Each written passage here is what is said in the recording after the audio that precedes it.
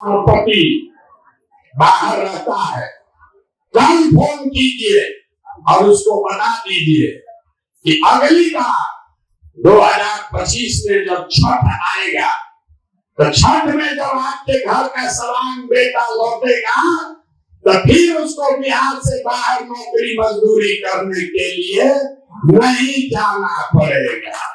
अगर आपका बच्चा पढ़ेगा तभी कल व्यवस्था सुधरेगा तो आपको उसका लाभ। और अगर बच्चा अनपढ़ रह गया तो चाहे लालू आ जाए, प्रशांत किशोर आ जाए, आपके अनपढ़ बच्चे को कोई डॉक्टर, इंजीनियर, कलेक्टर नहीं बना पाएगा।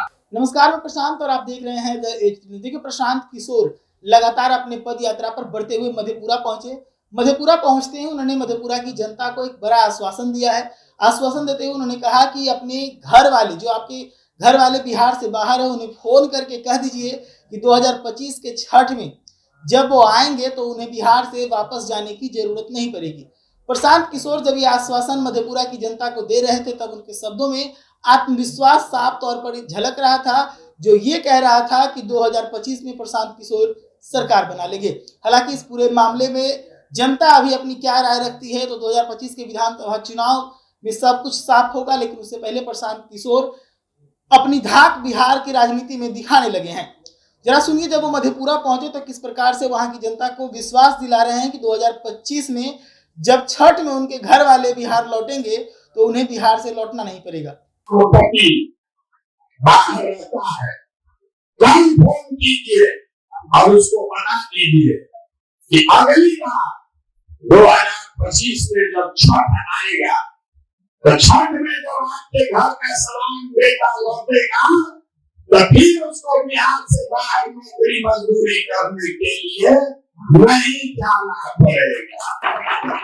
सबको बता दीजिए, अगली बार छठ के बाद आपके घर का पति, आपका बेटा मजदूरी करने के लिए कहीं बिहार से बाहर नहीं जाएगा। लेकिन एक काम आप कीजिए, 25 अक्टूबर आप क्या कीजिएगा? हम तो पैदल चलेंगे, आप क्या कीजिएगा?